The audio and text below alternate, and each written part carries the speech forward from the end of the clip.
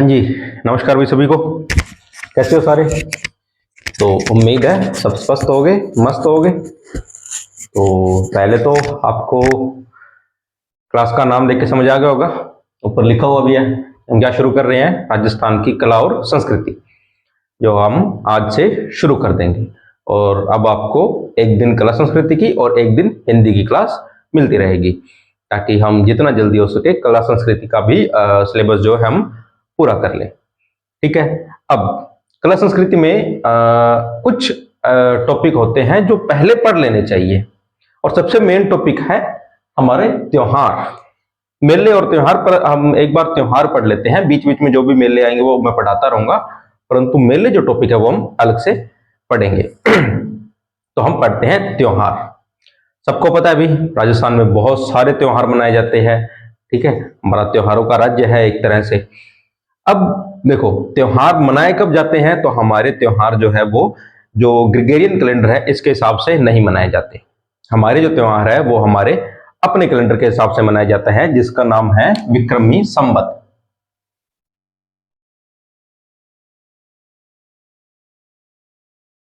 विक्रमी संवत, ये हमारे कैलेंडर का नाम है। इसके हिसाब से ही हमारे त्योहार मनाए जाते हैं। ठीक है। अब इसमें होता क्या है? इसमें भी 12 महीने होते हैं। 12 महीने होते हैं, परंतु इसमें जो दिन होते हैं वो 354 या 355 दिन होते हैं। कितने? या तो 354 दिन होंगे या 355, एक दिन का होता है। अब देखो, सामान्य कैलेंडर पर कितने दिन होते हैं? 365। इसमें कितने? 355।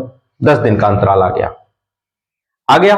तो अब इसके लिए हमारे क्या किया जाता है कि अब एक साल में 10 का आया, दूसरे साल में 10 का आया, तीसरे साल में 10 का आया, 3 साल में 30 दिन, अर्थात 3 साल में 1 महीना हो गया। इसीलिए हमारे हिंदी महीनों में अगर आपने देखा होगा तो एक महीना 2 बार आ जाता है। क्या बोले? 2 भादु आ गया, 2 श्रावण आ गया, ऐसे मतलब एक ही महीना 2 बार आता है। तो अगर आपको सामान्य से पूछ ले कि विक्रमी कैलेंडर में कितने महीने होते हैं, तो 12 महीने सेम है। दिन पूछ ले तो आपको ऑप्शन में एक हो गया, तो 354 होगा या 355 होगा। ठीक है, इतना समझ आ गया होगा। अब देखो, विक्रमी संवत जो है हमारा वो ईस्वी वाले से 57 साल आगे चलता है। ठीक है, कितना? 57 साल आगे। अब कई बार ऐसा होता है कि हमें कोई त्योहार पूछ ली जाती है बात, पर विक्रमी कैलेंडर के हिसाब से, तो बच्चे कंफ्यूज हो जाते हैं कि ये क्या होगा। जैसे हमारे एक अकाल पड़ा था, छप्पनिया अकाल, वो पड़ा था आपका 1956, विक्रमी संवत इस दिन पड़ा था, इसलिए इसका नाम क्या है? छप्पनिया अकाल। सबसे बड़ा अकाल था हमारा राजस्थान का। अब इसने क्या बोला है? विक्रमी के हिसाब से। सीधा पूछ लिया, छप्पनिया अकाल ईस्वी के हिसाब से कब पड़ा था? अब बच्चे कंफ्यूज हो गए, कब पड़ा था निकाल लो। अब जिन बच्चों को ये पता नहीं होगा ना कि हमारा जो कैलेंडर वो 57 साल आगे चलता है, वो थोड़े से कंफ्यूज हो जाएंगे।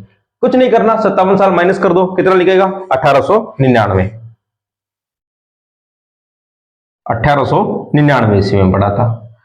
आसान बात है, समझ जाओगे आप। 2-3 बातें याद रखना कि हम जितने भी त्योहार पढ़ेंगे वो विक्रमी कैलेंडर के हिसाब से पढ़ेंगे, जिसमें 12 महीने होते हैं, 354 या 355 दिन होते हैं, और ये ईस्वी वाले कैलेंडर से 57 दिन आगे चलता है। दिन कम होने की वजह से इसमें हर 3 साल के बाद एक लीप वर्ष जोड़ा जाता है, अर्थात एक अधिकतम महीना जोड़ा जाता है। वो किस लिए जोड़ा जाता है? देखो, अगर हम ये एक महीना एक्स्ट्रा ना जोड़ेंगे, एक महीना एक्स्ट्रा हम ना जोड़े, तो हमारे 10-10 दिन घटते रहेंगे। ये तो हर साल 10 दिन घट जाएंगे। तो एक दिन ऐसा आएगा कि जो हम 57 साल आगे चल रहे हैं ये बराबर आ जाएंगे, और धीरे धीरे पीछे भी खिसकेंगे। और सबसे बड़ी दिक्कत क्या आएगी कि त्योहार घूमेंगे। अब देखना, कभी त्योहार, हमारी तो दीपावली होती है वो लगभग अक्टूबर तक आ जाती है, पर कई बार दीपावली खिसकती है, नवंबर तक चली जाती है। अब वो नवंबर में गई, उस साल मान लो अब लीप वर्ष है, फिर वो अगले साल वापस अक्टूबर में आ जाएगी। अब अगर वो एक साल एक्स्ट्रा ना जोड़े तो वो दीपावली घूमेगी। फिर एक टाइम ऐसा आएगा कि आप गर्मी में पटाखे फोड़ रहे हो, होली भी घूमेगी। वो एक साल एक टाइम ऐसा आएगा कि आप पूरा ऐसे पूरी ठंड का टाइम है, आपका कोई दोस्त आएगा पानी की बाल्टी ढोल के और वो गिरा के बोलेगा हैप्पी होली, बुरा ना मानो होली है। ठीक है, ऐसा होगा। तो ये जो हमारे जो जिन्होंने भी ये कैलेंडर बनाया है उन्होंने सोच समझ के ही बनाया था कि एक महीना एक्स्ट्रा जोड़ा, अतिरिक्त जोड़ा, ताकि पीछे ना रहे हम, ताकि हमारे त्योहार जितने भी हैं वो टाइम पर आते रहे हैं। ठीक है, इतनी बातें समझ आ गई। इसको साफ कर दूं? चलो एक साफ कर देते हैं इसको।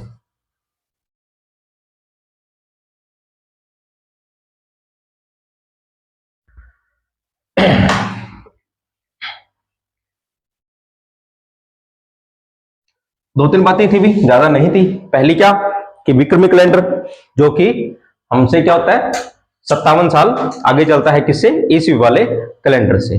ठीक है, उसमें दिन कितने होते हैं, ये तो बातें आपको समझ आ गई होगी।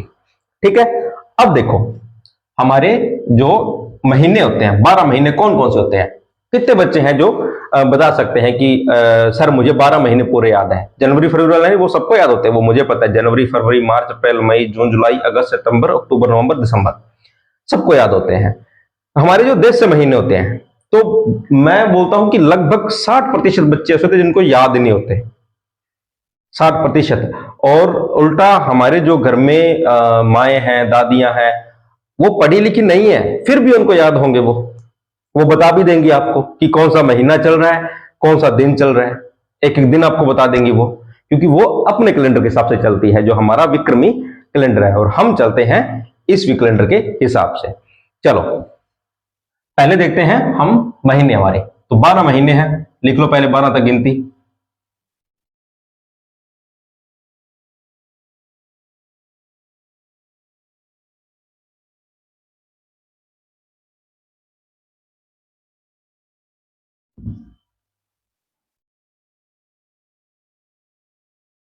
ठीक है, लिख लिया।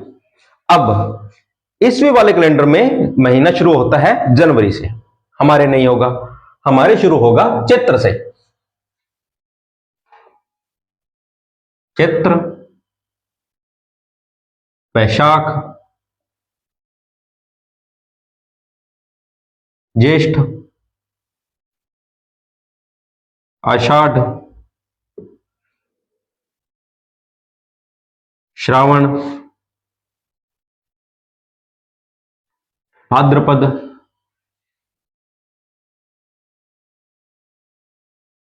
श्रावण भाद्रपद आश्विन, और ये कौन सा होगा? कार्तिक,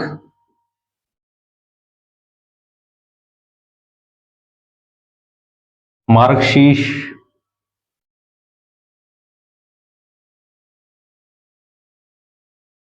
पौष, माघ और फाल्गुन।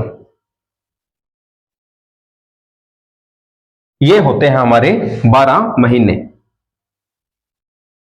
ठीक है, याद होंगे? चैत्र वैशाख ज्येष्ठ आषाढ़ श्रावण भाद्रपद आश्विन कार्तिक मार्गशीर्ष पौष माघ फाल्गुन।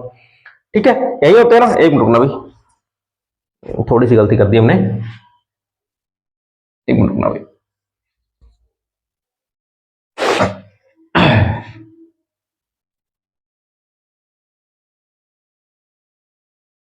ठीक है, ऐसे होता है अभी।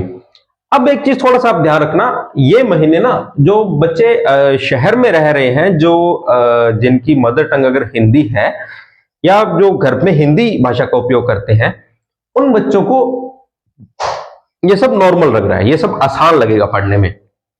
चैत्र वैशाख ज्येष्ठ आषाढ़ श्रावण, ये आसान लगता है। पर जो बच्चा गांव में रहता है ना, उसको ये मुश्किल हो जाता है। कैसे? मुझे भी होता है। मैं इसको, अब आप एक बार सोच के देखो, हमारे जो घर में दादियां हैं, माएँ हैं, उनसे ये वर्ड कभी बोला ही नहीं जाएगा,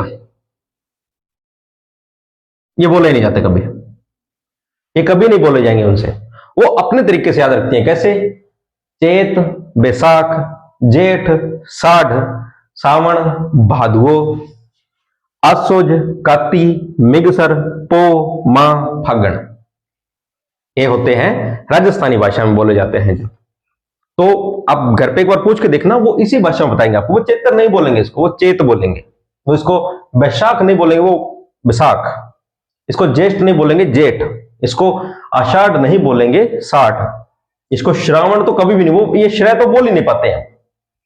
श्रावण, भाद्रपद, हमारे जो गांव देहात वाले राजस्थान में ना, वो किसी शब्द को आधा नहीं बोल पाते, या तो बोलेंगे नहीं या पूरा बोलेंगे। हमारे एक शब्द आता है आत्महत्या। आत्महत्या, मैंने क्लास में कई बार बच्चों से पूछा हुआ इसको बोल के दिखाओ, बच्चे क्या बोलते हैं? आत्महत्या। मतलब वो इसको इस तय को और इस तय को पूरा बोलते हैं, मतलब हमें आधा बोलना आता ही नहीं है, पूरा ही बोलेंगे हम। ठीक है, तो अब आप पे है, आप इसको अपनी भाषा में याद करते हो या हिंदी में, पर आपको याद करने हैं। ये आपको 12 महीने आने चाहिए। पहला कौन सा है? चैत्र। अंतिम कौन सा होगा जी? वो भी मैं आपको बताता हूं कौन सा होगा। वैसे तो ये फाल्गुन है, परंतु अगर पूछा जाए कि साल का अंतिम दिन कौन से महीने में आएगा, वो भी बताता हूं। एक बार इन महीनों को उतारो, एक बार जल्दी जल्दी।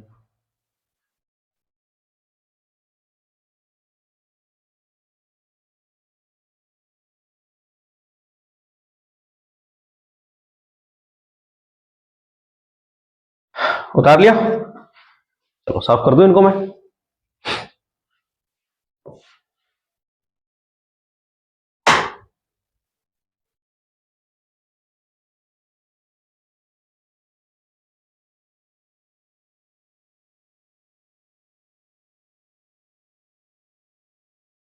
चलो, अब मुझे एक बार मैंने मिटा दिया, अब बोल के दिखाओ, खुद से बोलो।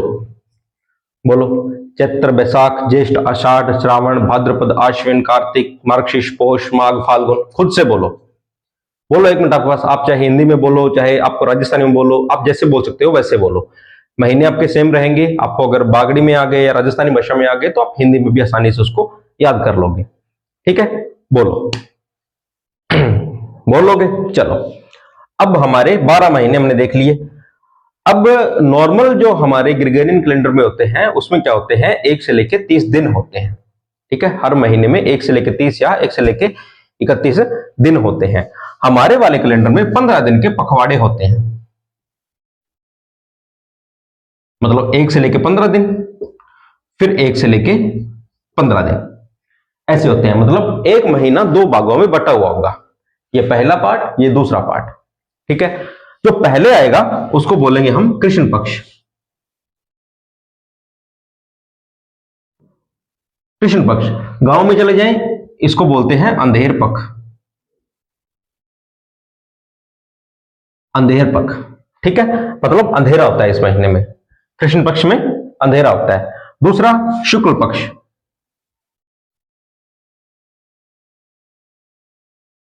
गांव में क्या बोला जाता है? चानन पक्ष।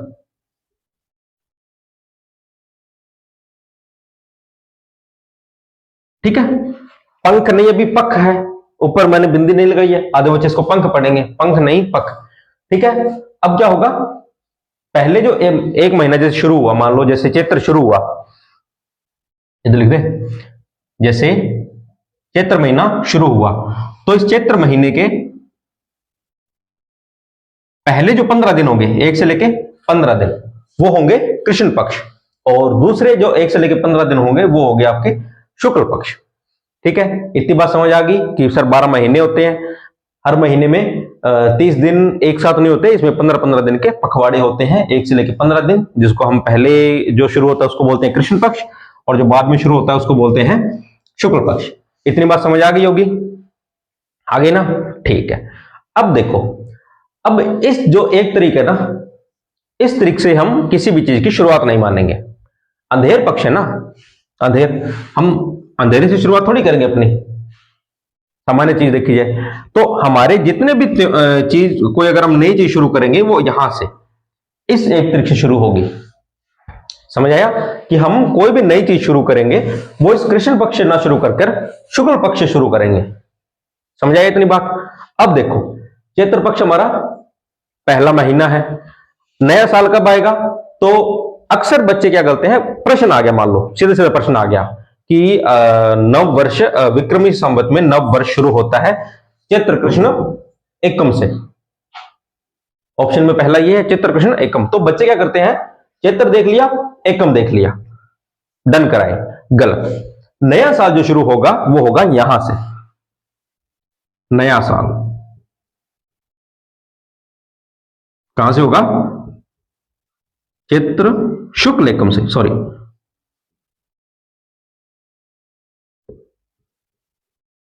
नया वर्ष कहां से शुरू होगा? यहां से। मतलब चैत्र महीना शुरू हुआ, उसके पहले वाले 15 दिन निकले, उसके बाद जो भी पहला दिन आएगा ये वाला, अर्थात पहला पखवाड़ा निकलने के बाद जो पहला दिन आएगा वहां से हमारा होगा नया साल शुरू। समझ आ गया कि चैत्र महीना, ठीक है, चैत्र महीना शुरू हुआ, उसके पहले 15 दिन निकले, 15 दिन निकल गए, उसके बाद जो दिन आएगा 16वां दिन जो आएगा उस दिन से हमारा क्या होगा, नया साल। पहले तो चलो नहीं होता था इतना भी, अब सोशल मीडिया थोड़ा सा ज्यादा बढ़ गया है, तो जब ये मार्च महीने वाला, मार्च अप्रैल का महीना आता है तब कोई ना कोई ऐसे आ जाता है कि सच्चे भारतीय हो या सच्चे देशभक्त हो तो अपना जो नया साल है वो विक्रमी संवत के हिसाब से मनाओ, और ऐसा आ जाता है भाई। और देखो भाई वो बात अलग है, पर आपको पता होना चाहिए कि एक नया साल विक्रमी संवत के अनुसार कब शुरू हो रहा है। ठीक है, चलो इतना समझ आ गया कि हम नया वर्ष कब शुरू करेंगे, चैत्र शुक्ल एकम, अर्थात चैत्र महीने के शुक्ल पक्ष की एकम। इतना समझ आ गया। अब देखो, अगर यहां से, एक मिनट रुको मैं साफ कर देता हूं इसको, थोड़ा सा अच्छे से देखते हैं हम। अभी नोट्स मत बनाना भी, अभी कोई से बच्चे भी एक बार नोट्स मत बनाना, मैं समझा रहा हूं, जब नोट्स बनाएंगे तब मैं अच्छे आपको बता दूंगा। ठीक है, जैसे हमारा चैत्र महीना,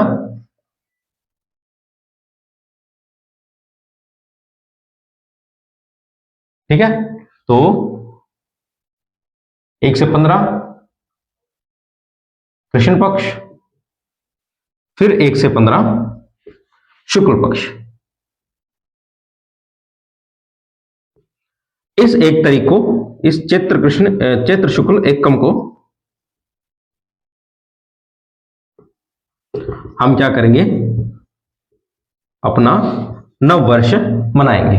ठीक है, इतना समझ आ गया कि चैत्र महीने की हम मान लो कि 16 तारीख बोल दो कि 16 तारीख को हम अपना नया साल मनाएंगे। अब साल का अंतिम दिन कौन सा होगा, तो ये वाला चैत्र महीने का 15वां दिन,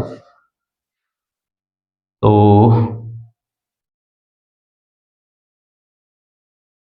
चैत्र अमावस्या।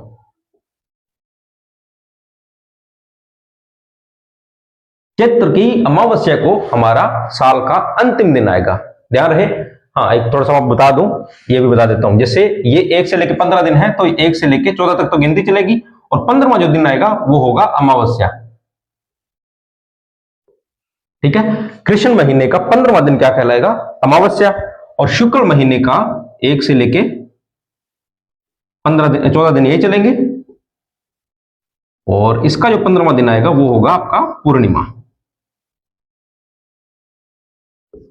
ठीक है, आपको ये भी डाउट ना रहे कि अमावस्या कब आती है, तो कृष्ण पक्ष का जो 15वां दिन होगा वो होगा आपका अमावस्या, और शुक्ल पक्ष का 15वां दिन होगा वो पूर्णिमा। अभी जैसे दीपावली निकल गई है, दीपावली कब मनाई जाती है, तो कार्तिक कृष्ण अमावस्या को, यही होता है। आप कृष्ण मत भी बोलना चाहे, अमावस्या बोलते टाइम कृष्ण मत बोलना, समझ आ जाएगा वैसे भी कि कार्तिक की अमावस्या को क्या मनाई जाती है, दीपावली, अर्थात कार्तिक महीने की 15वीं तारीख को क्या मनाई जाती है, दीपावली मनाई जाती है, यही होता है ना। एक मिनट रुकना भाई।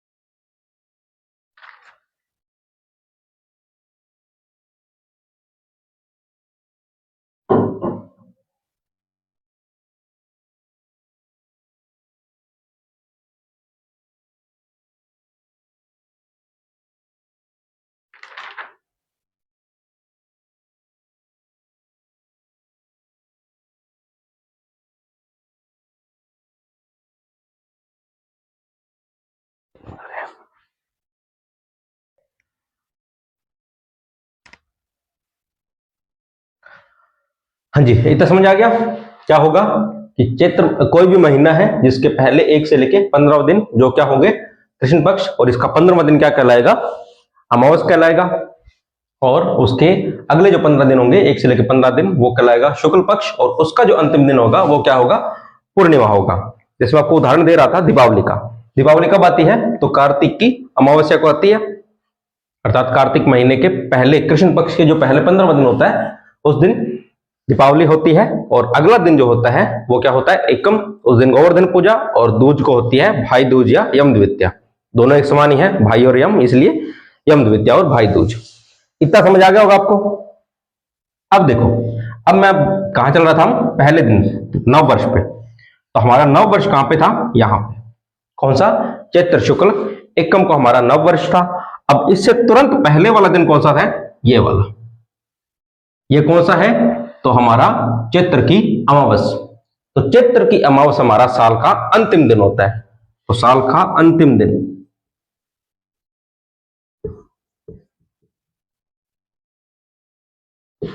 क्या होगा?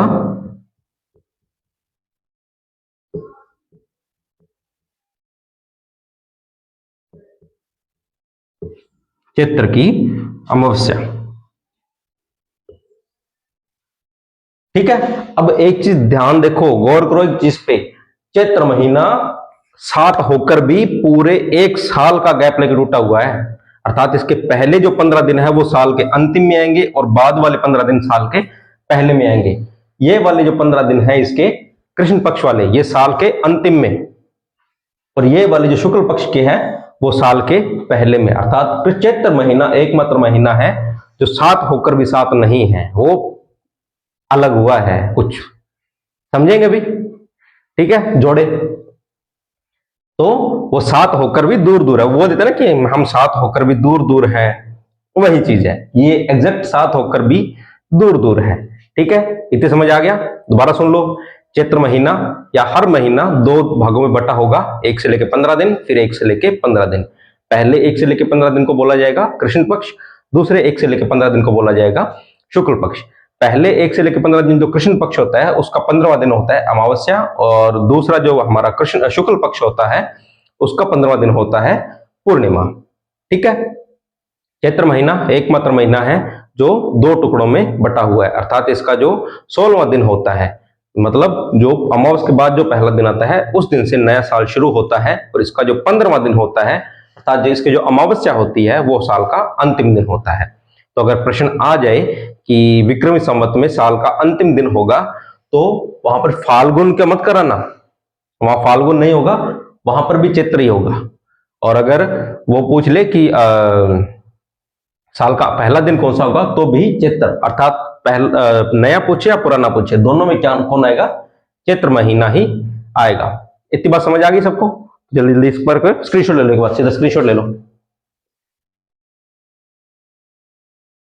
हो गया?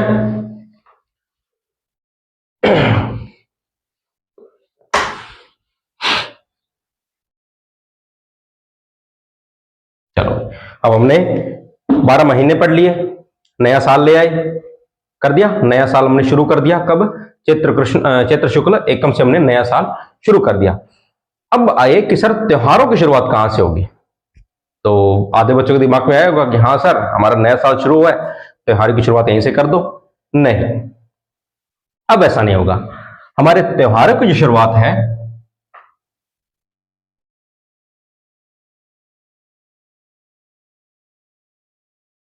वो श्रावण महीने में होगी। कौन से महीने में? श्रावण महीने में। चैत्र महीने में तो उल्टा हमारे त्योहार खत्म हो जाएंगे। एक कहावत है, तीज त्योहारा बावड़ी ले डूबी गणगौर।